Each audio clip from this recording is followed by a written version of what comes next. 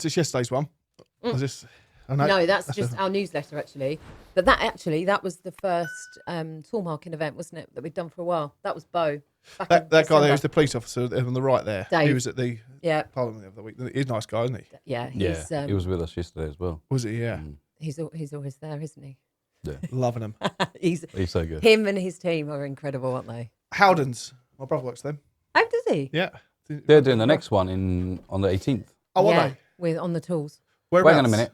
Is that Howden Insurance? Howden Insurance. No. Oh, does he work for Howden Insurance? Yeah, Howden Insurance. Oh. Yeah, because they're sponsoring the British and Irish Lions as well, the rugby. They're the main sponsor. Oh. That must be a big deal.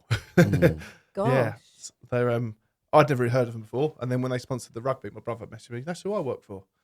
Yeah, they sponsored that one, didn't they? That tool market event. Yeah. In Bow. Yeah, I don't know much about insurance, but yeah, they came along, didn't they? They funded the kits, and then they came along, and I think it's good to have insurance people there. Yeah. I think Rhino would do something on the next one. We'll definitely Blip were yesterday, weren't they? Blip, yeah, I see that pop up yesterday. Yeah. Yeah, because they gave the check on the day of the rally, didn't they? Yeah. Was that Blip? Yeah. Yeah. Cool. Yeah. All good to go? Happy days? Yeah. Good to go. Have you podcasted before? Yesterday. Yeah. I see Schwab's. Oh, yeah, so when's that one go out? Oh, yeah. I have no idea. I think Robert Jenrick's one's coming out first, the one in Parliament. Then this one will be, I think, 2 weeks. Oh, is it? I don't know. Yeah. Cool. Happy About days. 2 weeks. Let's get going then. Let's get going. Hello and welcome. Construction Sport Podcast. New guests, new people in the office. We've had a few repeat offenders over the last few weeks. But now, actually, we had Super Trail in last week as well. Those guys. Are you doing Super Trail? You going to get involved? Yeah, I'll be there. Yeah, we're going to go down there. And then boys come in. But thanks for coming down. Shoaib, Claire, welcome. Thank you. Okay. There's been a lot going on in the background. Well, not in the background. It's very much on the front line now, isn't it? And out there in the press. Mm-hmm. But going back a little, Shoaib, you behind all this, everything you're doing, and obviously absolutely smashing at the moment, but behind it, gas engineer, is it technically known as? Yeah. I know you're a gas expert. Is Gas that a plumber as well? A bit of both, yeah. Yeah, start off as a plumber and move into No, the gas it world. started off as gas, actually. Oh, did it? Just plumbing's a part of it, so you just learn it over the years. Yeah, and you've kind of come that way. Claire, where's your career been? Well, how actually, have you got into the construction world? Well, it all began. I was in the police, so my kind of background was change the theme of the podcast. Yeah. Sorry. No, it was in policing. So I was in Surrey Police for just under 10 years. So a lot of the work we're doing with the trades community and the construction community is around, obviously, protecting tools, equipment, anything that's vulnerable to theft. Yeah. So yeah. But you grew up around the corner. I did, and actually. I dug some photos out. Oh, have you? So, yeah, literally, I am back in my hometown today. I know. So you were born here? I was born here. Where we are, and literally, and this is so nostalgic for me to come back here. Yeah. And grew up in White House Road. Where we did? Yeah, Same we as did. me? Yeah, the White House Road crew. What number was you? Number 5. Oh, was you right at the top? Yeah. So that was you on were the down. You were at the side. down the bottom and the. Yeah. Yeah. We're at the bottom there, Yeah. in the middle. Yeah. So you were opposite Tim and Sally. I don't know. Tim the BMXer, Tim Wood. I can't even remember, but He's up. all I know is Laura was my best friend, best friend, and yeah. Anyway, I dug these photos out. Oh, go on. This was me and Laura with our dolls. Look at that. Is that yours? Yeah, that's at your place. That was mine, yeah. And then this one was the famous red table where we used to have dinner with your brother. And I was trying to find some with you in, but I couldn't find any. Can you see these on there? So there you go. No, I'm going to take a picture of them. Have a look what's written behind that. What's that? My friend. My friends. Oh, it's so funny. Yeah. Look at that. My friends. Yeah. And Laura Friends. sent me some. I used to write to Laura when we moved from Essex to Sussex, and I used to miss her so much. And she shared with me the letters that I used to write to her. Now reading them back, I'm like, oh my God, this. Those are the same sliding doors. That must have been the generic fitted door across the whole street. Yeah. I remember them. Yeah, it was only 10, 15 years ago. Yeah. They moved on. They were, I think, still there. Yeah. I've always said to my brother he was ginger. Yeah, and that proves it. Yeah, what is the shirt he's got on? Oh, superb. Oh dear, yeah. So I thought I had to bring them along. Yeah, no, thank you. Is that, Yeah. What's the date on that? Is that the 5th of the 5th, 89? Oh, so I'd just been born. Yeah. There you go. I was born 16 days later. Oh, there you go. So, yeah, you, by the looks of it, we couldn't invite you your then. family have got us, my brother and sister out the way. Which one is she? There's me there. That's my sister. That's Laura. Oh, that's you. Because we actually first met at Birmingham on the tools event, wasn't it? I know. In Birmingham. Oh my God, that was. Yeah. You got up on stage, and I was like, I know you. I know. Hang on a minute. And and then I went straight to Lee, and I said, I need to find Steve. Told Lee, he's like, oh my God. So we were like reunited. Yeah. Childhood. Yeah. Friendship. Uncanny. Yeah. And we're literally, That was probably it. 100 metres between our house. I know. We were 33. Yeah. So down the bottom. But small world, eh? I know. Dangerously small. Someone's always watching, isn't it? Actually, let's go. Shoaib, where does it all start then with the whole tool theft saga? I know we come 2 years ago. The first one, was it? Yeah. No, it's only been a year. So it was only a year. Well, actually, today's 3rd of June, so it's been exactly a year. Of course. It's Because they had one in summer, and then we had one, obviously. Yeah. When was the other one? Started this year, wasn't it? Well, the last one was 3rd of June, and then it was 3rd of Feb, and now on 3rd of June again, so exactly a year today. Oh, wow, look at that. Happy anniversary. Meant to be, see? Yeah, I didn't realise, I was out the loop with it. So I'm caught up in the LinkedIn world a little bit, and I'd missed it. And then Lee Wilcox rang me up and said, Steve, are you about tomorrow? I said, why is that? He said, I need someone to help with some footage, some B-roll stuff. I was like, yeah, what do you want? He said, do us a favour, just bring your cameras and I'll see you in London. I'll meet you at Brent Cross. And I was like, okay. We didn't know what was going on. And then we got to Brent Cross. I was like, holy shit, what's going on here? And then, me and Alex couldn't make it. Me and Will went down and we was in the first one. Yeah, like, this is something else. We went to pressing the horns all day. And then the second time around, we went on foot that time to have a little nose around everyone. But how many people in the first one? You know, I suppose it was roughly. I reckon it was 212. That's what people the vans counted, yeah. Yeah. About And the 212. second one grow? Second one was, the capacity in car park in Tesco was 400. And we believe we hit that because there was no car park space. Yeah. Even if you take away some customers early in the morning, it's still, it was full. Much, is it? So, Cool. yeah. So it's probably 350 to 400, I would So say. double, It was yeah. still big. You could see the difference on the second one round. Yeah, the fact that not everyone could get round the square, could they, outside Parliament there, Yeah. whatever you call it, that area.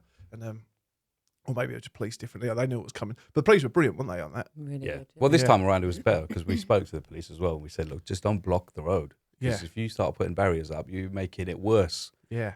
And this time they said, that's fine. Because they knew how well behaved we were the first time. The second time around, they said, all right, Yeah. we know you're not going to Yeah. be trouble.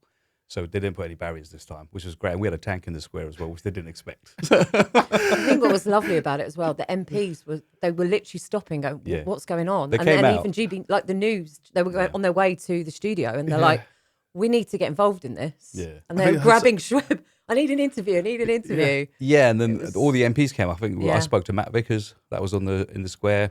There was a couple more. I can't remember exactly the names. And they said we heard the noise Amanda Martin outside, was and there we as just well. came out to have a look. What's Yeah. going on? Yeah. It's done differently compared to any other protest, isn't it? I went past one the other day and there was just some guys who did on harnesses outside Downing Street, just a little bit up. And they literally winched themselves up.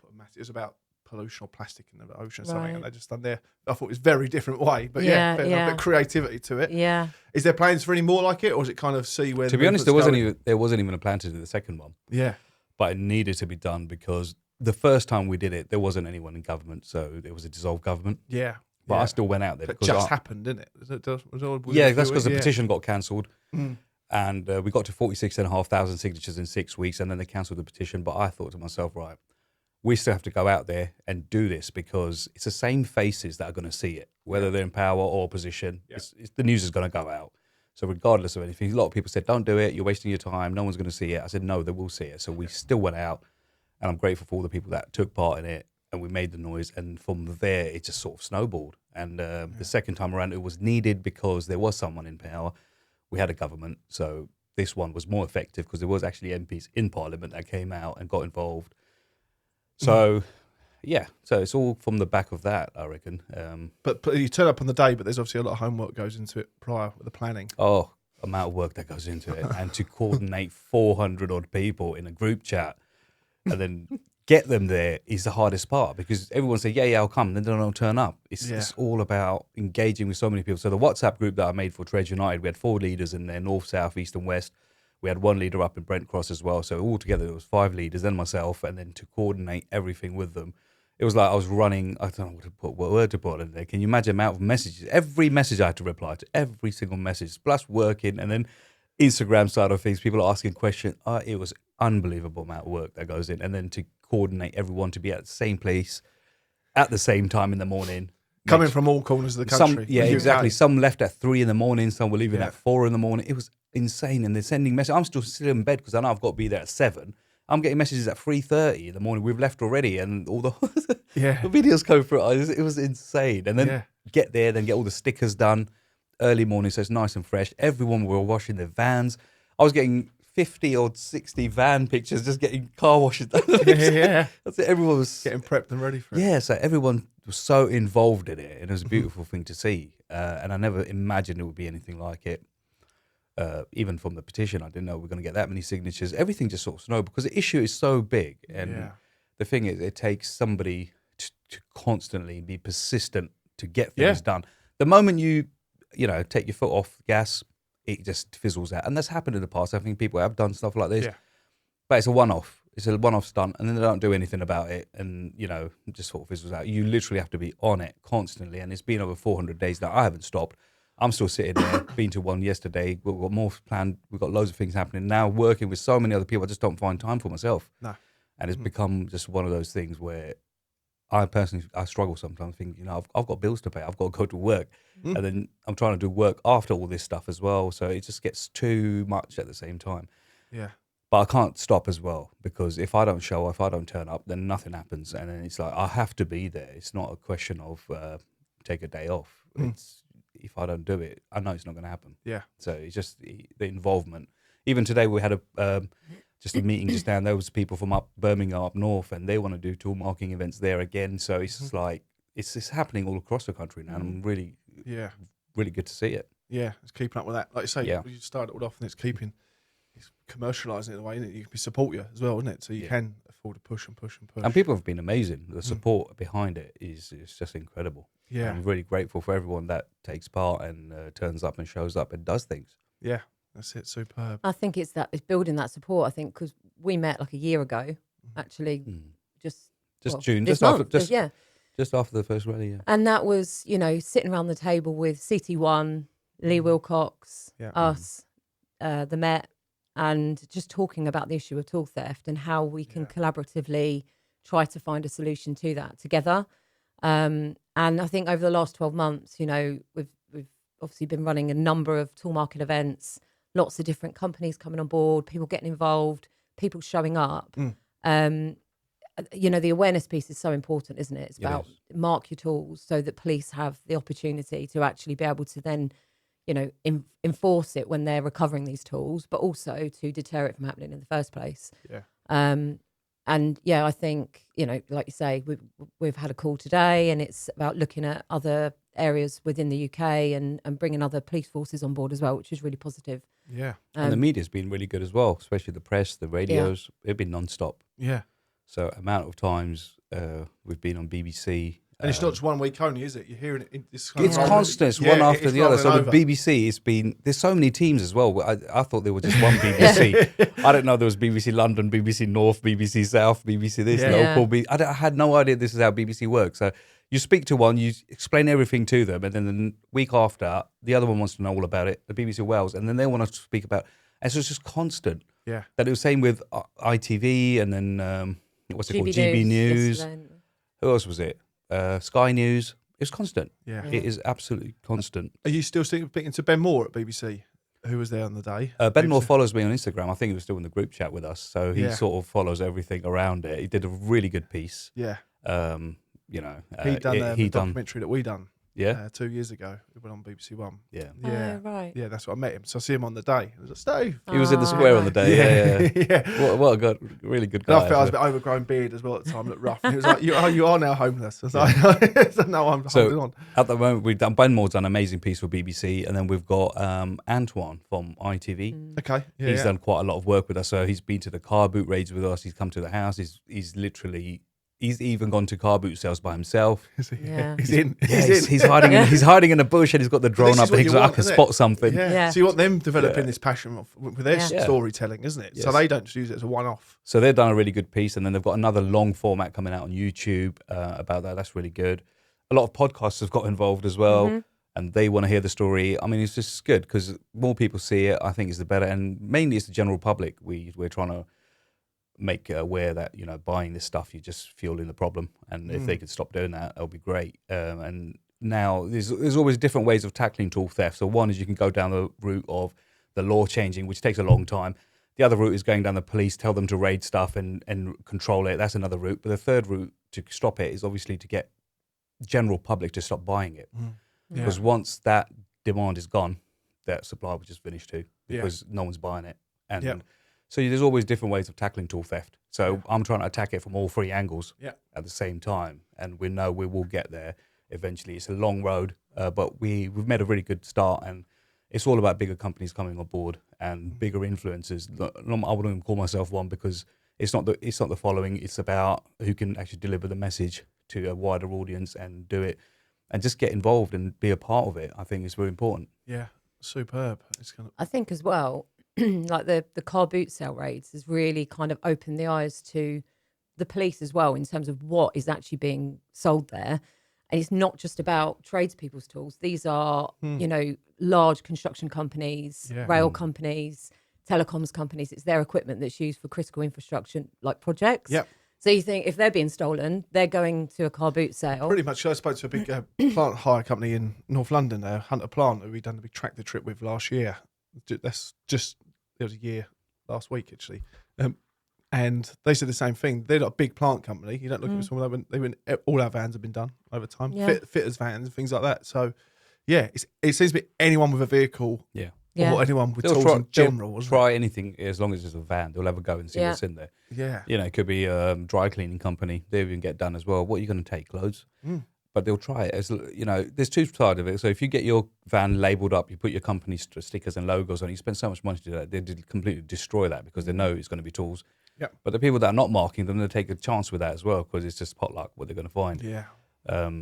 So in general, it's just they'll go for anything. Yeah. Anything they get hold of. But when we started this whole car boot thing, it was initially for tools, but it's opened a whole new can of worms. Yeah. Because now retail theft was a big thing as well, and companies like Tesco's, they've been to these car boot sales and they see their products there and they're thinking that's where retail theft is as well. So it's well, I think you think that the seizure of the property from the last car boot raid was probably 50% power tools, 50% retail goods as well, and a real mixture of just things. Anything that's not tied down. Yeah. I mean, just from two car boot raids, just two of them, £500,000 got seized. We're talking hundreds of car boots across the country. God knows what else is going there. Yeah. And there's how many car boots in the UK? Oh, over 300-400 sites. Yeah. Are they finding links 7 days a between the week. people and the boot sales themselves? There is, because they're seeing similar faces. Police already know about them. This is the funny thing. Really? They already know, and sometimes they've got to connect the dots, and they take some time doing it, but they give you the chance to do stuff like that, and then they link them all back. So we've seen the same faces on Wednesday in a different car boot, again on Sunday on a different car boot, but it's the same faces. It's just a group of people. They're a handful of them. It's organised. Yeah. So they are aware of who these people are, but it's just a matter of doing them. And, you know, they will do something. Something's coming for them. I think as well, it's like, so obviously a lot of the tool marking events is around the awareness of mark your tools. So marking your tools so that we can deter crime, and also provides police with the opportunity to actually recover them and link them back to you so you can get them back. But actually, we're doing the same with retail goods as well. So marking the retail stock in exactly the same way for exactly the same problem. Yeah. And then again, like the construction. So like if you look at it on a larger scale, working with construction companies to mark that equipment, and now hire companies as well who are actually, hiring their equipment into these construction companies. So the problem is, it's not a small problem. It's not just a problem in the south. It's a problem across the whole country It's on a for everyone. scale. Yeah, we just briefly touched on it before. But this about the Trimbles and the engineering equipment was disappearing. We've had them on the Crossrail where the train would turn up. Someone would jump off the train, grab it off, because he would be on his Trimble, and they know they tip out, and then they go and work about 200 metres away. So it's just this massive piece of 50 grand equipment sitting on the platform. Doors open, someone just, their arms come out, just yoink, and they're gone again. They could might get there in time, stop at the next one. But we even had it from Strimming. There was Strimming doing a hedge clearance at Chadwell Heath. I think it's Chadwell Heath. It was just up the road from Chadwell Heath, on the railway line. And some kids come past on mopeds and just grabbed a couple of strimmers on the floor and just straight down straight down the alleyways and their moped gone. And like, it was just hire equipment. But for us, it was just like, oh, well, Yeah, it's gone. because someone, and also Because even before you know with the about hire equipment, someone somewhere is going to absorb that loss. Yeah. The company on So, yes. Yeah, So whether it's an insurance premium that then goes up, I or suppose, yeah, definitely. And I think, there's an impact of that. yeah, to massively. someone. And I think that's where you want the hire companies to show they're being preventive to support their clients. Yes. Because the client's going to pay for it, aren't they, on their insurance? And I think some hire companies probably say, oh, we no point us getting covered because we ain't going to pay for it. It's going to be back charged to them anyway. But as a company hiring something, you want to know that you're covered properly as well, isn't it? If you've got equipment coming into your project, it's got that prevention on it already. Yeah. Not only does it take the fact that you don't then have to do it from a resource perspective, but it's done. And people will be aware of what they are responsible for, aren't they, when things are on hire. And we know because we hire a lot on the groundwork side, a lot of big diggers all the time. Yeah. And it's just that thing of if anyone nicks this digger, like the 50, 60, 100 grand digger, Yeah. it's coming off of our insurance. And Yeah, we're only a exactly. small company. Like, we'll be crippled. And then the with project premiums. stops, or there's Project disruption. stops, yeah. It delays it. Yeah. You and know. you see all that turn up. But like you said, you've got stuff in place with commercial kind of Yeah. for SelectaDNA as well, isn't it? Yeah. So we, with regards to construction, like the business has been around for 40 years this year. Has it really? Yeah. Yeah. So, and construction is one of the sectors that we've worked with from the very beginning. Marking all sorts of equipment, surveying equipment, tools, plant, cable, like absolutely everything really. And then actually looking at their fleets as well. So when those items, so let's say surveying equipment, is actually in the vans and they're being transported from project to project, putting spray systems in there that actually spray the offenders as well. Yeah. So it's actually linking the offenders to the crime scene. There must be so much. Because I'm in fitting now, even like shovels, all the small tools that people don't really class as a tool because it's not powered. But an insulated shovel's probably 50, 60, 70 quid now, I think. They're fortunes. I was looking the other day, I was like, this, especially the railway stuff, has to be specifically insulated. And they're known for, if it's not, no one marks it in any way, even with a bit of tape. It's just an orange. Everyone's shovels look the same. Yeah. So they're always, I just look at the back of our van. 1 week we've got 7 in there, next week we've got 2, and it goes up again and down again, up and down. It's just because whatever's in front of you, just chuck it in. Yeah. But it can all be marked with the SelectaDNA equipment. How does it work then, guys? What's the, I've held off so these can come on. I was like, that you guys give us a little show. So I can prove I've actually got some tools. People might think I'm good. I am good. A ground worker with power tools. So basically, the technology is very straightforward. It's very simple and it's very effective. So it's a forensic marking system that can be used to mark any property that could be vulnerable to theft. So obviously, the kit that you've got there is a tools and equipment kit. The kit marks up to 50 items. Yep. So within that kit, you've got the solution that you would be applying to the tools. Yep, that's this one. That one there. You've got the applicators that you would use to apply that solution. That's these. And then you've got a really wide range of stickers. So these stickers would go onto your tools. They would go onto the back of your van, the side door of your van, the windows of your van, if you've got them in a workshop. Yep. There's stickers pretty much for every area that those tools should be located, because ultimately we want to prevent it from happening. So apply them to the tools, and then with that membership card you can see there, that's your registration card. So within the kit, you basically register that onto the Secure Asset Register. It's a police searchable database 24/7. So that's where police, when recovering these items, which they are, so a lot of people are thinking, the police aren't recovering them. They absolutely are. Such a stereotype. It's such a bloke thing as well. I won't find mine. I've just gone. Yeah. It's such a classic. But they won't find them if they're not marked. No, exactly. That's it. They're definitely not going to. No. Well, but if you do get a call in 6 months, say you found it, it's like finding a $5 in the back of your pocket. I know.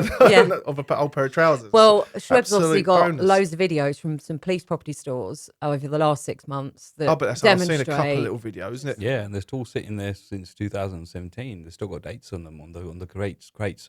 Yeah. And you think, they do try and return it. That's the main thing. So if you haven't got anything on them, they've got nothing to go by apart from initials, and that doesn't help them. Yeah. So it's really marking it the right way so they can at least return this stuff to you. Yeah. It makes it a lot harder for them, honestly. The task that they've got to deal with is daunting, especially the £500,000 they just seized a couple of weeks ago. That's still sitting there. I was just saying, that's sitting there. How did it go through all of units, that? What are costing money to hire and rent that space is all a cost, isn't it? Yeah. And they have to go through every single one. Single tool. If it's not marked, they will then, other inquiries might be with the manufacturers. So is there a warranty that's been registered? Who's it registered to? So actually, when we look at that, and I don't think, anyone really realizes the amount of work behind all of that. When actually, if you just mark them, I mean, the last one, for example, there was, out of all of that, there was items there that were easily identifiable that were marked with SelectaDNA. And straight away, we were able to action that and actually identify who they belonged to, who were they registered to, and they belonged to BT Openreach. And we were reuniting them back with that equipment. And that equipment was actually stolen out of a van. So yes, it's a commercial, it's a company, but actually it's exactly the same type of scenario that would happen to someone like Shoaib. Yeah. You know? Are you finding insurance companies are asking people, are their tools marked? Are the insurance companies asking have people took preventive measures? I mean, insurance companies are all about prevention. Yeah. So for them, it's about, you know, the kind of the deterrent power of the deterrence, really. We work very closely with insurance partners, and, you know, even recently, Rhino and Blip Insurance, that, you know, we're partnering with specifically around the kind of tools piece as well. Yeah. Is there anything, I'm just talking out loud, thinking out loud, sorry, where you can, your insurance company will say, can you please show us evidence you've marked your tools? And you would literally give them that number.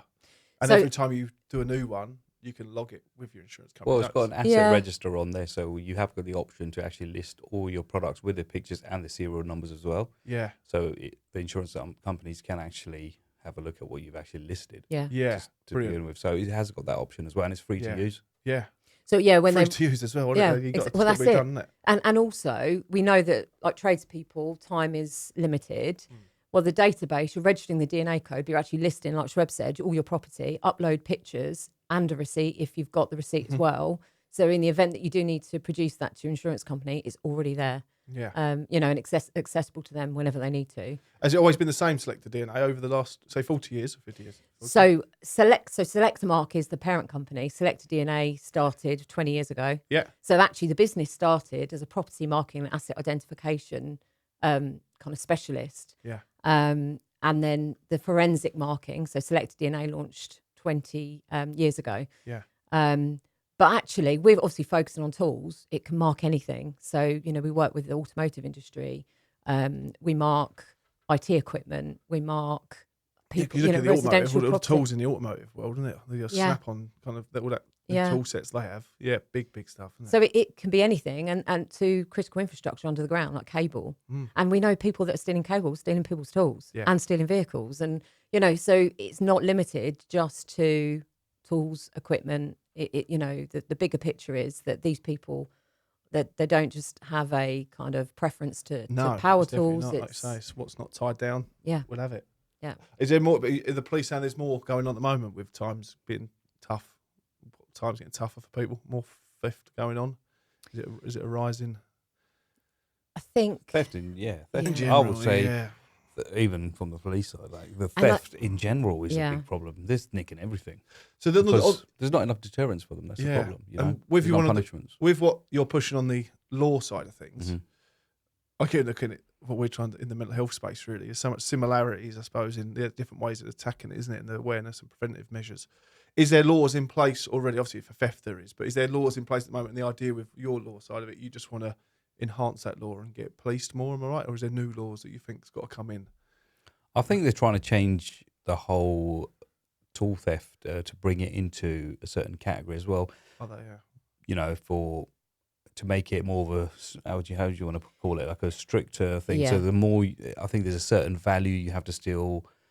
But what they're trying to do is they're sort of understand now it's not just financial. It's way more than that. So that's why the punishment should be something that fits that. Yep. Which is what they're trying to push. And I'm pretty sure it will take time to get that bill passed. But for the time being, what we need to do is focus to work with your local police, work with the MPs, do all the background work that will help push that a lot faster. And not only that, but as I said, if we can work on the awareness side of things, because social media is big at the moment. Everyone's on it. You know, you put a video out there and all of a sudden you've got 5-6 million views on one video. Depends on who's going to put it out. So if they can just do that and get these people to put them off buying this stuff, because at the end of the day, if you are going to buy from a car boot sale, the chances are they will end up in there again within weeks. Yeah. So you will get broken into. We know people have got multiple times, 6, 7, 8 times they've been broken into, but they all end up back. So that cycle will never end. So they need to understand, stop buying this stuff and stop encouraging them to keep breaking your vans. Yeah. And they will keep doing it. And it will always end up back there again. And we know people that have been to the car boot sale, they've seen their stuff there and they're buying it back off them. So it's ridiculous. Yeah. When would it end? Yeah. When would it end? That's the And I thing. think as well, because we were talking about this yesterday, I think there's like, what's the call to action for everyone? Because what we're seeing now, which is great, is really good, positive collaboration between police, the trades, companies. But it's like, well, what's next? What can everybody do? So I think from a trades perspective, it's, if you've been a victim of tool theft, report it. Don't just make the assumption the police are not going to do anything. The police cannot resource something that is underreported. Yeah. So everything they do is based on numbers. So where are there spikes in crime? They don't have that data if they don't get the accurate reports. The second part, I think, is reach out to, your police and crime commissioner, your local MP, your Because there's obviously hotspots around the country, I suppose, isn't it? If this is an issue for you, reach out to those people. They are the people of influence. Yep. And also, come to a tool marking event. So there's loads of things planned. For the rest these are of the cool. year. So they're pushing these out. Are there people getting in touch with you guys willingly? Are they now seeing the pictures online? There's companies coming together and actually feeding back into the real impact of tool theft is not just about the financial, it's about the mental impact as well. Yeah. What we're seeing is these tool marking events are acting as a really safe space. People are coming along and they're talking and they want to talk about, their experiences, and even though they're awful experiences, but they want to talk about it. Share them. And they stay there for quite a while, and they meet people like Shoaib. When they meet Shoaib and like Stolen Tools UK, they're like, oh my God, I follow you. And it's like, wow, okay. And they want to talk to Shoaib and they want to talk to Frankie and they want to talk to the other trades. It's built a community, isn't it? It really has built a community. We're really talking about all the different things we've been doing and why does these things work when you bring people together? That's also the sports side of what we're doing. Yeah. But then when there's a bigger picture and you look into it, and every WhatsApp group, I say there's thousands appearing every week. There's more WhatsApp groups. Yeah. But each one will serve its purpose as its own little community, isn't it? And that's what I think where the support mechanisms are, isn't it? When people go, shit, I'm not on my own now. Yeah. And then they can see. And they learn as well. It's like, well, this has happened. Talk about it. Yeah. And and at the events as well, there's other companies that come along that might say, well, we've got this. Yesterday we had Monday van security, and they were demonstrating their cages that they've got. Yep. So it's we would get in touch with them actually. I do need to book them in actually. For one of our bands. it's brilliant, and that, it's for them to come along and say, well, this is out there. Yeah. Consider it. So it's not just about coming along, getting your tools marked and getting a kit. It is about that opportunity to share your experiences and get support. Yeah, feel exactly, supported. here, but the industry has come together on this more so than they've anything else, haven't they? I've noticed. We spoke about in the past of what could we do on the mental health side instead of the protests and things like that. And I've always just thought, no, blokes don't talk about this stuff in general. They're not going to come out to support it. And if you try it in our space, I just thought us protesting in a way like that, I just think it just won't work for us in our area. Yeah. But then the tool theft thing, everyone's gone, right, now I'm having a bit of this. And now that has pulled people from across the country together, isn't it? And you see people talking to each other and you think, oh, they know each other. And then you start talking to them, they've never met each other. Yeah. And all of a sudden they're stood with the back of their doors open in their van and they're having a conversation as if they've been friends for life. Yeah. Just sharing experiences. And I think that is a really beautiful thing. And on the backside, they're all probably generating more work for each other as well. There's a few guys got work. Yeah, they do. In fact, they're passing, even if they're in a competitive market. And the next year, like, mate, can you do this? Yeah, the long term, it's not guaranteed, but you think you have a day off to go to Parliament. It's like, well, you've got a day off to probably put your van in front of the whole of British broadcasting, isn't it? That's not a bad day of PR, really, is it? So that helps everybody. Yeah. So it's more of an incentive to do it, isn't it? How do we do this? Can I do these ones then? Can I use this? Is that right? Of course you can. Use this one? Go for it. Well, I think there's nothing on these, I can promise. These are kosher.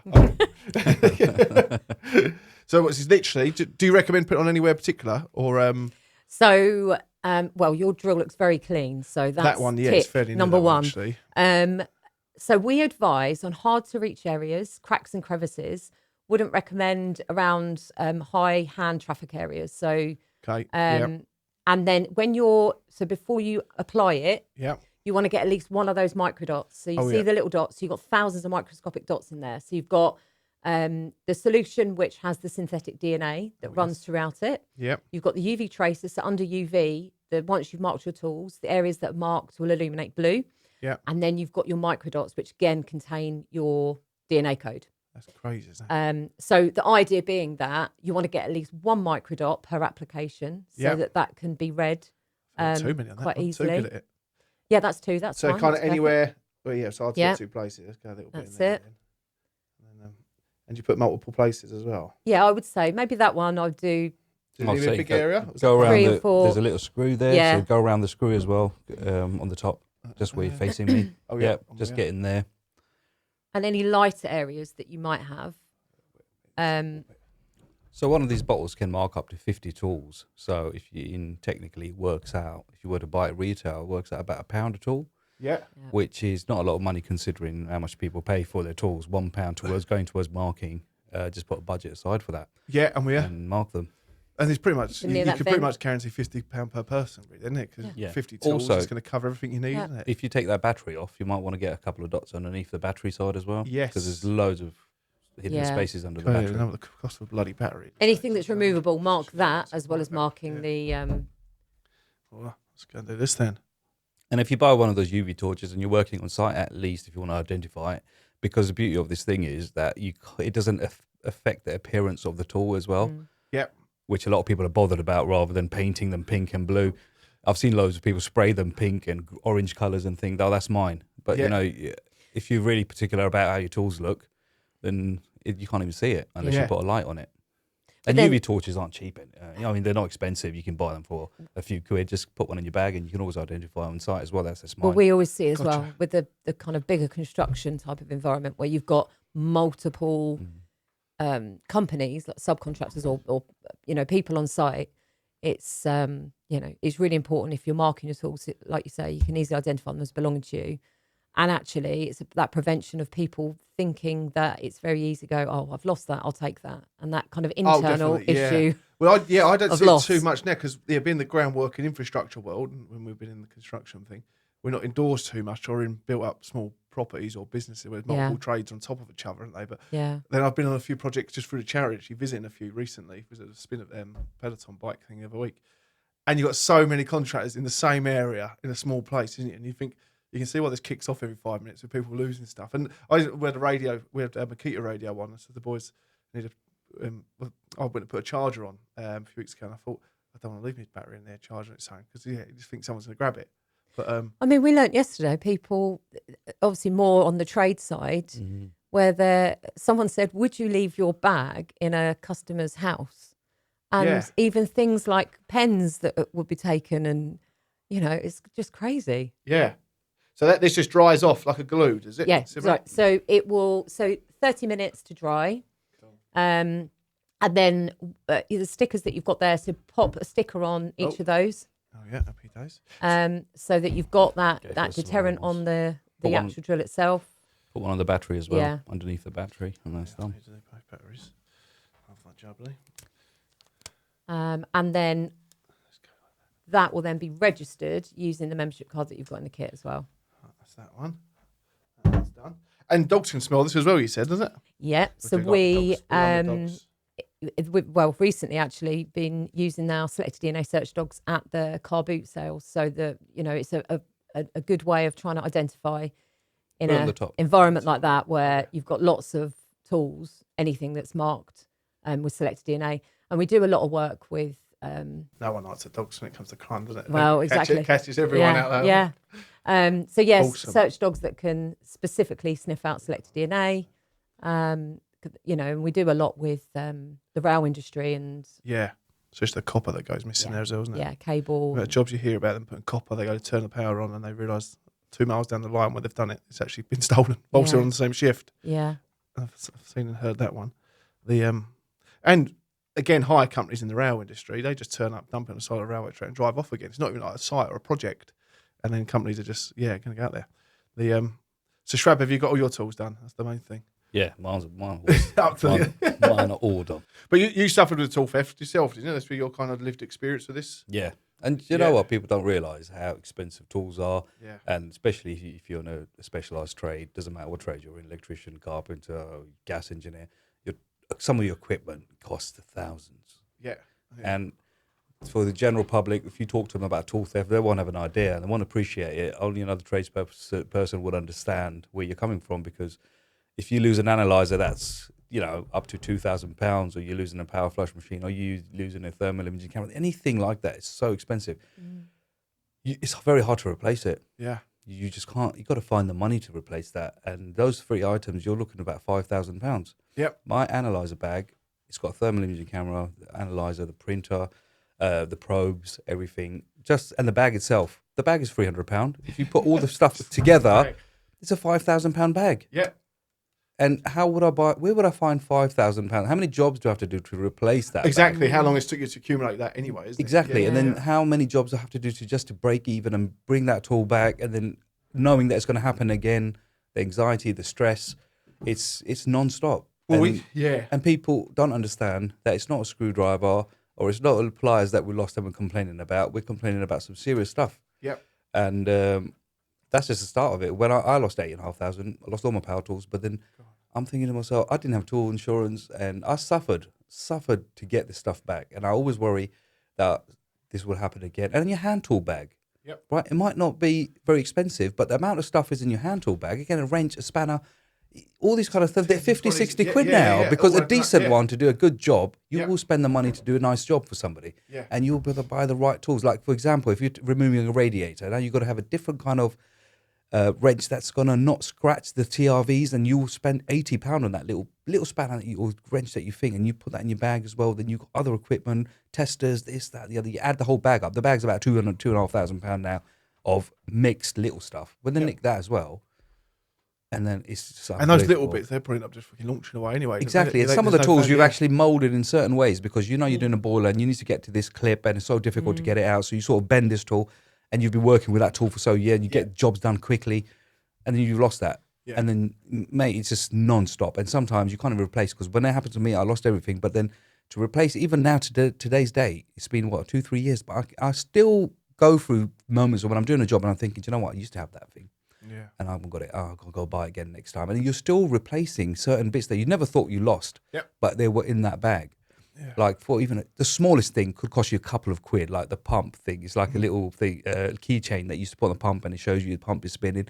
Yeah. It costs a couple of quid. But when you had it, you were using it, and you were so used to it. So then, honestly, the other day I was trying to see if the pump's working. I was thinking, I had that tool. If only I had that right now.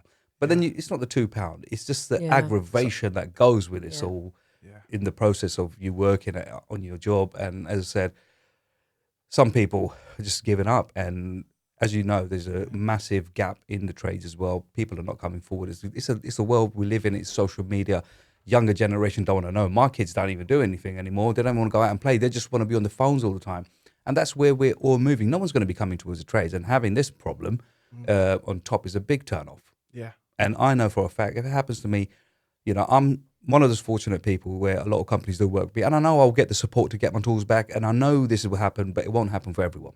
And that is what's worrying. And this is why I do it. I do it without money. I do it for just in general, because I see it as a big issue. And I think I could be one of those people that nobody would help. And what I do. Yeah, definitely. He's developed the passion for it, and that's where you can't. But it's wrong. Wrong is wrong. That is it. So that's why I'm not worried. I'm not scared about any car boot sales. And I will go to the limit to do what I can to get them sorted out. No, fair play. And you absolutely smash it as well. And that's where you see, those youngsters coming through. And you could see it, couldn't you? If you had an 18, 19-year-old apprentice full of his bag, if that goes, he's just going to go, I don't want to be back in that industry. I know. And there's so many people that are struggling to even get the kit together. And do you know what it is? It's you got to look at the whole journey of a tradesperson. You go out there, you learn the trade, you're spending money, thousands of pounds to become a gas engineer, for example. You laid out all this money to do it. You probably borrowed it from your parents. You go out there, you go and do the course. You completed the course. Then you buy a van, right? Yeah. Then you buy your kit. Then you go through other trainings with all these companies to learn what you're doing. And by the time you've finished all of that, you're already so deep into your finances. You think, like, I've got to earn this money back now. And then tool theft happens on top, and they've literally taken everything off you. I've known so many people that message me and say, Shoaib, we've given up being a tradesperson, and some have moved country as well because they just can't deal with it. They said, it's happened to me, mate, I'm not interested. And the government needs to see that as a priority, and it's important because they don't know how much of a mental effect this tool theft has on people. It's just not financial anymore. No. And this has been going on for years. Why can't they stop it? I don't understand. When it came to phone snatching, they got 265 arrests in weeks. And this tool theft has been going on for God knows how many years. 10, 20, 30 years. We still hear about it, but it's getting worse and worse. And they really need to do something with this. I was thinking, the comparisons, if you wake up in the morning and your van don't start because it's broken down, that's disheartening enough for a trade, isn't it? Let alone to see one, your van nicked, or two, everything inside it stripped out. Yeah. And we can see it, and we hugely thank you for the support you've given us through this as well, obviously, towards the Lost City campaign. That's right. But it was kind of, and I said it before, I was like, if life's down, chips are down, everything's going against you in life, and then you just want to go to work and crack on, and then that's happened, you can see that as a real fucking evidence of this is the straw that broke the camel's back sort of thing, isn't it? It could be like the last ditch effort, innit? If families left you, payments are out the window, money's not there, and then suddenly your only way of clawing that back has been taken from you as well. And we hear all the worst case scenarios, and many of them, and deal with a lot of families now who we help over the years, and you just think, fuck, yeah, how big a picture this is. And I think that I think our side as well now, where we deal with a lot of the main contracting world as well, there's a big push.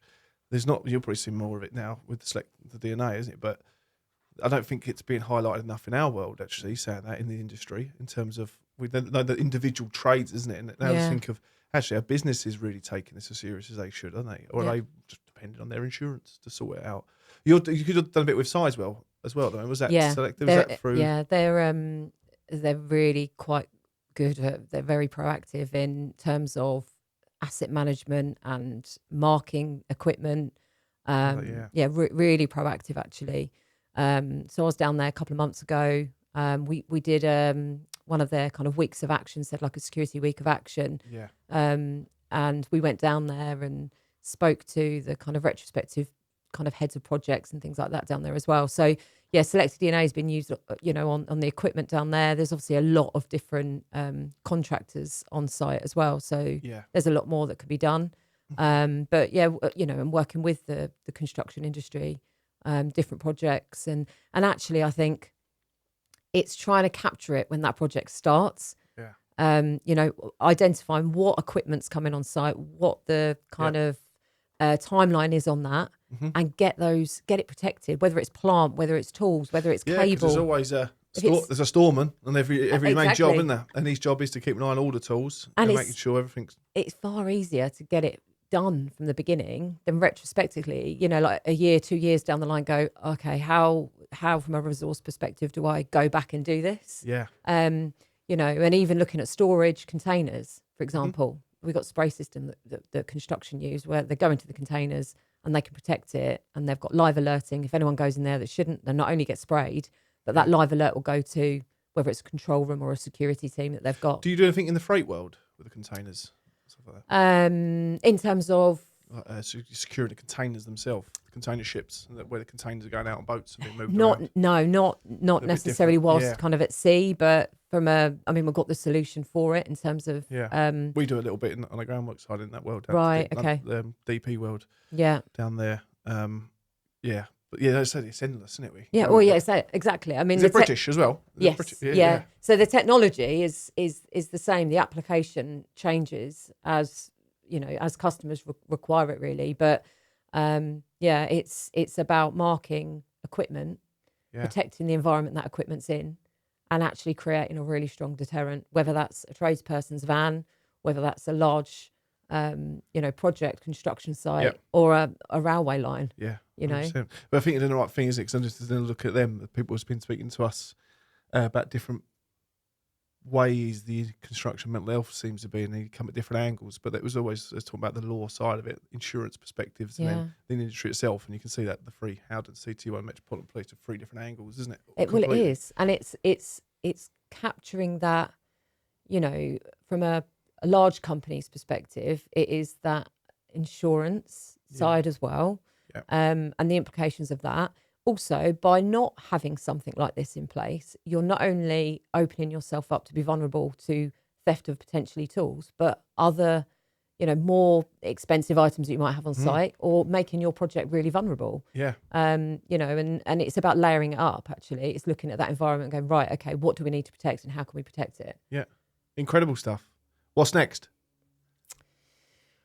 What's next? Well, Shoaib's going to become a police officer. You're going to go for the training camp. We had this idea yesterday. No, I think it's an independent construction industry police force. Yeah. There you go. car boot sale specialist. Yeah, that's it. There we go. He's got loads of time on his hands. You see. Still walking around with dogs all day. Yeah, that's it. I think it's about just keeping that awareness, but also it needs to be more than just Shoaib doing it. It's about getting police engagement. It's not on one person. It's a collaborative effort, and it's pushing forward to, we need people to mark their tools so police can actually carry out effective enforcement when they're, they can go into a car boot sale, but actually, how can they effectively investigate that afterwards if those tools aren't marked? It's about engaging with companies. It's about engaging with construction companies. It's about reporting as well. It's about reporting. And I think, a lot of great work's gone on in the South, and, we're now starting to look at cascading that great work again throughout the UK. So I think it's just continuing the efforts, isn't it? It's just every partnership every working. day's different, isn't it? Every inquiry that comes in opens up a whole new... The police can't do, we hear it, well, the police won't do that, the police don't do anything. The police can't solve this alone. No. Everybody has a part to play, and everybody needs to just come together to play that part. Yeah. And, it's just pushing that message out there. So, if your tools aren't marked, come to a tool marking event, or go on to, SelectaDNA's website, using the discount code that Shoaib's got as part of his kind of profile on his Instagram as well. Or come to one of the events. If you're a company that wants to get on board, contact us. If you're a police force listening, we need you too. We want that engagement. Yeah. It's just pushing it forward, isn't it? And continuing the great work that it's Shoaib's nice created. to see how the Met and the tradespeople have sort of come together. Yeah. They really enjoy themselves when they come to these events, and sort of, it's like a fun thing. And now I just feel like most of them that I've met just become like friends. Yeah. And that's what it should be like. People shouldn't be scared of the police. You've done nothing wrong. And they're not like that. At the end of the day, they are like humans. They're like us. Yeah. There's nothing to fear. If you want to work with them, honestly, engage with them. Engage with your local team. Speak to them. Go and visit them, and then you'll see how much they want to do, and you'll see the real picture of what their struggles are, and how we can help them and work together and get this done. And they're already seeing that in the Met. These guys come to all of our events, really, don't they? Well, they came to the Hertfordshire one yesterday. They even came to From Hertfordshire. London, That's not even a Met area. Yeah. They even came down there. And also, the Met is also working with the other forces like Essex Police, Kent Police, and they're sort of joining forces and looking at the car boot sales and doing. There's a lot more coming. So I think it's a good thing. One thing to also mention, and because they won't kind of mention it themselves, CT1 are the unsung heroes here as well. They have been incredible. Nicola and Jimmy, like absolutely amazing. First ones to come forward. Yeah, in support and being consistent with that. And, a huge shout out to them, because they're always there. They're always supporting. And, that needs to be recognised, I think, as well. Yeah, because there's so many brands out there, isn't there? Yeah. But which ones are actually stepping forward to go, right, enough's exactly. enough. And that's where people do it, don't we? You've see a lot of it over the years of, do you actually want to help? I mean, every company should have, they probably have got marketing budgets or anything like that. They can use those and come to these events and help out and, sort of mix with the trades, I don't know, and just get things done. And there's so many other companies that are getting involved, which is a great thing to see. Yeah. Even smaller businesses. We've got Howden's Joinery. I think they're doing the next event. They bought some kits, and we're doing it with On the Tools. I had no idea this is happening. I only got told last week. And this is out of my knowledge, because most of the time I wouldn't know who's getting involved. But this is things that are happening, like police as well. Cheshire Police did a car boot sale raid. I had no idea, never spoke to them. But they, from the back of what they saw, what the Met is doing, they started to do the ripple effect. And yes, this is what we need. So we need a lot of companies to come forward and help the trades out. At the end of the day, we spend all the money with you as tradespeople. So it's just giving back, isn't it? Yeah, definitely. And yeah. that's what it is. Yeah, every person who attend that event is one of your customers, isn't it? It's going to potentially will be spending money. Yeah. Everyone who comes in your door has tools. Yeah. Exactly. And hopefully this doesn't go on for too long. I mean, we can put an end to this soon. Yeah. But it will take a lot of companies to get involved and really make the difference that everybody needs. Yeah, so it makes complete sense even from a project, isn't it? Construction projects. Yeah. Look at, we sat now, we're a bit, we take it for granted, but walk around London and just how much construction's going on there. It's just bonkers. It's every corner you turn around. It's just, cranes everywhere. But now we're thinking from our point of view, there's always on a job last week. There's 400 workers on there alone. They're all going to have tools in their hand that day, aren't they? Yeah. And then, so if we want to put one of these events together, such brings on, just get in touch with you guys. It's something you come and do, and you can literally, look at and you bring kits down for people to buy on the day as well to use. Generally, it's normally they're funded. So someone will fund the kits. So we'll work with partners to get the kits funded, find a suitable venue, invite partners along, and then just kind of advertise the event and get as many people down there as possible. We need these tools marked so that we can, the police can go and do this enforcement and it be really quick and effective, and they're not got loads of tools in property stores because they can't identify them. Yeah, that's what I'm thinking in my head now, where we can help most, and that is, I think, from our piece could be just getting these guys to mark the tools. Yeah. And they're seeing the results, because that from that raid where they've got £500,000 stuff, there was a few items with SelectaDNA stickers and marks on it, and those people got their stuff back. Yeah. So it is a big message to people. If you don't mark your tools, the chance of you seeing them again is very low. Yeah. Very low. Crazy, isn't it? Yeah. Well, we'll push it, and there's a few jobs though. I want to get on now as well. We actually spent something else about doing barbecues on site recently as well, so we can merge it in. I mean, a lot of the tool marking events, there's normally food and coffee and things involved. IDS did a really good one. That was amazing. They had an A-team car van. They had some Del American Boys. police car, Del Boys car. So they really made a fun day out of it. People loved it. They'll buy into it then, don't they? Yeah, and that's it. Yeah, and I think that's a lot of things, isn't it, in this industry? You go from an outsider to look at it. Does it look entertaining or not? Like, judge it for yourself, isn't it? If it looks like people enjoy themselves, then do something similar. Definitely, and it's good for their mental health as well, because really people get 100%. Together and they literally have a good laugh. Some people have already marked their kits, but they still turn up. And they just want to see what's going on, and they want to help others out there. And this is what it's about. It's building community. And when they see a tool marking event happening, it's like, if it's local to you, honestly, take a few minutes, just come down and see what it's about. And that's all this is. You'll be seeing it as well then, like how, again, stereotypically blokes more so, but they will do everything to help their mates out with it, to secure their own tools, but probably don't support themselves. And that's why I think, I always say, if we all just look after the person to the left in a circle, we're going to be fine. But getting people to get their colleagues and all that to mark up. I'll give you an example. I was one of those people who didn't see the point of this. Because when I first spoke to Dave, he was a police officer, and when he messaged me, I was ignoring him. And I said to him, right, if I mark my tools, if it gets stolen, by the time you get my tools back to me, or find them, if you do, I've already bought new tools and I'm already getting on with the job. So I've already lost out anyway. But I never saw the bigger picture of it, which I understand now, because now working with police on so many different things, and then seeing all these things that get seized, I had no idea there's compounds of millions of tools sitting there. I never knew police seized that much. Then I realised they don't get returned for a reason. And I saw the bigger picture. And this is where Dave said, we can't return it to you. You don't know what we seize. We could be on a different site doing something else, and we seize all these tools as a part of that as well. But you'll never hear of it. And that is when it opened my eyes, and I thought, right, that's one side of it. The other thing is convictions. We can't convict them. We can't prove. Handling stolen goods is probably the hardest thing to prove. And that made sense to me as well. I was like, right, okay, so they've got all these tools. If they can't prove they're stolen, they've got to give it back to them. And they're going to carry on selling it. So, which is what they've got away with so long. And when I understood everything, now I see the importance of marking my tools, regardless I get it back or not. You've got a chance of getting it back, but second of all, at least it helps the police convict these people. Because if they've got the same tools with 2 or 3 markings on them with different people, if they get a phone call, and on the asset register, by the way, you can mark it as stolen. So if they look at when they log into that, when they see the code, they'll see what items are stolen, and automatically they can tell you the guy's handling stolen goods.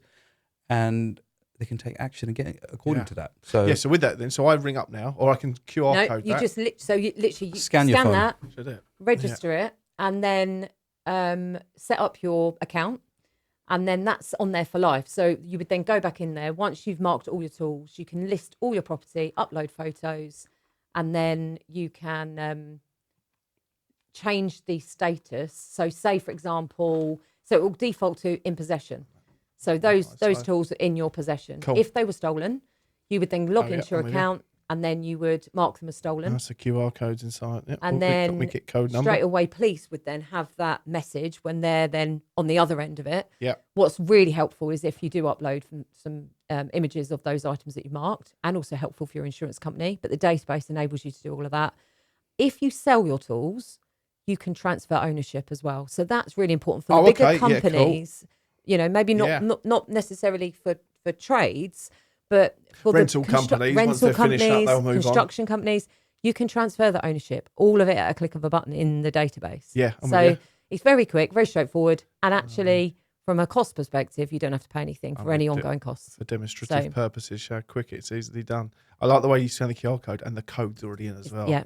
Making as less clicks for people as possible. And I know, you short imagine attention spans of construction workers. Well, at the highlight tool marketing myself. events, there's very few people that we have to help. Yeah. Like we do it for them. Everyone does it themselves. And we know time is something that tradespeople don't necessarily have. Mm-hmm. And, you know, they get them registered, they get it done. So it's very quick, very straightforward. And you only need one login. So if you buy another bottle later on, you can actually add another kit and just put the bottle number in it, and it adds it to your kit. Oh, dear, brilliant. So you can always have more than Thought about this. one bottle if you run out. This email address has already been taken. Go into your email, Do-do-do-do. and then you'll have Secure Asset Register, and it will be an activation link. Let's go on there. It's loading. It's not your system. It's my Wi-Fi. I promise you. It's like doing that. And this is your newsletter, isn't it, guys? As well. Yeah, so This that's goes out. our newsletter. So you've got the agricultural piece in there, the Jeremy Clarkson world. Yeah, going on. so we've got I think that one, cable theft, surveying great. equipment, a bit of everything. And that's the thing, like the technology can be used in any kind of, whether it's retail crime, construction, utilities, telecoms. It can be, you know, used with any type of equipment or to protect any type of storage facility as well. Perfect. I am Mercedes Benz. But again, it's just everywhere, isn't it? Yeah. Happy days. There we go. And then password. I can do that bit. So next, probably the big event that I think everyone will be at will be the installer show at the NEC. Yes. What, 24th?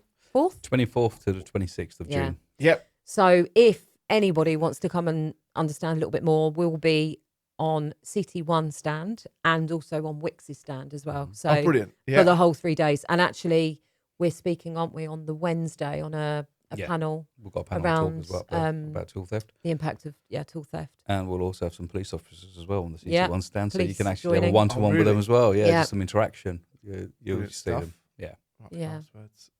We're coming up to the installer show. We're going to be there in some form of light. Excellent. I know the Lost City are doing a. Sorry, I'm just doing this. The Lost City are doing a stand. I think I've messed up my password. I'll sort that out in a bit. Now, thanks a million for coming down there, guys. So I've got my stickers. I've got my kit. Yeah. I need to make sure I give you 50 Oh, quid. and by the way, you can just wash that applicator Oh, I was and gonna say reuse that. it for the same Brilliant. kit. Amazing. So I'm going to. You've got 2 in there anyway, but you can. So if you're not going to do the rest straight My away, heavily locked up van. I'll say that to those bastards out there. Yeah. I've got some more tools in there. I'm going to do them this afternoon. yeah, I'll get onto that. But no, thank you very much. Well, I'll see you at Installer Show then. yes, Yeah, thank And then you. I'll see you at Super Thank Trail. You you. come along with it? Yeah, I'll Super come Trail Super stuff. Trail. We've got Fix Fest. yeah. We're everywhere this time. You yeah. going to get bricklaying? Going to give it a go? I'll give it a go. Yeah, why not? Yeah. Yeah. We had the boys in last week, and I let them know as a ground worker that if it wasn't for them, they'd have no job at all anyway. So yeah, that was the little dig at them. But it was good crack. That comes out this week, actually, doesn't it? That one tomorrow. That one, Oh, and excellent. then there's another one next week. Is Bailey and Jack. Phoenix Emily. Another. They all need it. Full of electricians. 500 electricians they've got in their company. Your job must be non-stop sitting there editing, isn't it? Yeah, 100%. Yeah, I just keep The throwing recording's the different easy stuff. part. It's like do the edit. Will's on the vlog now. We just started the vlog. What goes out? Yeah. And he's just getting Will's more graphic designing rather than Right. editing, but he's getting into it. And And I kept him doing, if you just look at this and point something just so he has to message editing up. If you just reference this, you can do it now. Oh, I love it. Great. No, thanks for coming. Where are you off to now? Thank Because you're you. over Surrey way, you know? Where am I? You've done some Where am I miles. going? You've done some miles, haven't you? last few I'm days? going back to the office now, actually. Cool. Yeah. Tomorrow I'm in Kent, actually. So tomorrow I'm in Kent with Sunbelt Rentals. Oh, are you? Yeah, Yes. cool. So Yeah, good stuff. We're in an innovation day with them. Super. You're getting behind it? Yeah. Yeah. Yeah. Yeah. I've got a gas certificate to do just Yeah. in Danbury, which ain't far from Oh, there. yeah, perfect. Yeah, Let's go. yeah, it's on your way home. Yeah, that's why I bought my analyzer up. I didn't want to leave it in the car, but Yeah. that's, Oh, was it? that's Yeah. the bag I was talking about. But that's literally it, isn't it? Everywhere you go. We use it again, looking at it, you've got to park up every time and be safe. And you know, I Yeah. park up against a lamppost knowing that someone can't get my door open without open. But it's just wrong on so many Yeah. levels. But no, we're going in the right direction, and it wouldn't. I can pretty much guarantee without your help, Shoaib, it wouldn't. This industry wouldn't be where it is. And likewise for the support and your professional input from a SelectaDNA and your police experience. Yeah. You waited to Watch tell out. me that. Yeah. So you scared me now. Yeah. And we didn't get some police officers on here actually and talk to us about general stuff. There's a few things we want to look at in terms of the laws and stuff around mental health and construction as well. But thank you for everything you're doing, guys. We're going to help and push as much as we can as well. And if there's anything you need us to do or want the support in anything, we're here. We can't thank you enough for the support you've given us. Thanks for having us. Thank and we will you. keep on pushing. Thank you. Thank you.